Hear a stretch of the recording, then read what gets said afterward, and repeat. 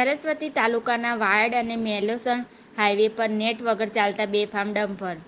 Royalty pass permit વગરની બેફામ ચાલતી લીઝોમાં તંત્રની મીઠી નજર.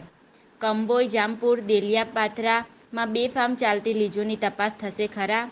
પ્રાપ્ત માહિતી અનુસાર વાત કરવામાં આવે તો પાટણ જિલ્લાના સરસ્વતી તાલુકાના વાયડ મેલોસણ હાઈવે પર નેટ વગર રોયલ્ટી પાસ પરમિટ વગર બેફામ ટ્રકો ચાલે છે, જેના કારણે બાઇક ચાલક મુસાફરી કરતા અકસ્માતનો ભોગ બની જીવ ગુમાવતા હોય છે.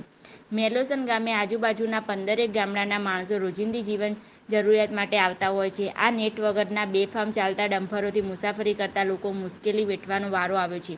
આ ટ્રકોની ખાસ કલેક્ટર દ્વારા તેમજ ખાણ ખનીજ વિભાગ દ્વારા તટસ્થ તપાસ કરવામાં આવે તો રોયલ્ટી વગર પાસ પરમિટ વગર ચાલતી ટ્રકો સામે અંકુશ મેળવી શકાય, પરંતુ સરકાર તંત્ર ઘોર નિંદ્રામાં હોય તેવું લાગી રહ્યું છે. શું આ મીડિયાના અહેવાલથી કોઈ તપાસ કરી કાર્યવાહી કરવામાં આવશે ખરા? તે આવનાર સમય જ બતાવશે.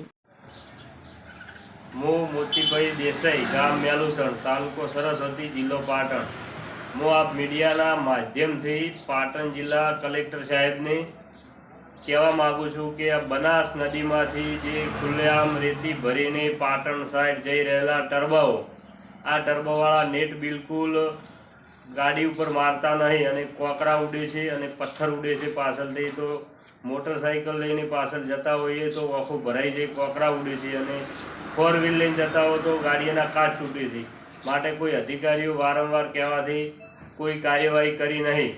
તો આના માટે પાટણ જિલ્લા કલેક્ટર સાહેબને આપના માધ્યમથી કહેવા માગું છું કે આ લોકો ઉપર કાયદેસર કાર્યવાહી કરો, ન કે આ વસ્તીનો જીવ જોખમમાં છે, ન કે અમે હાઈકોર્ટ જઈશું.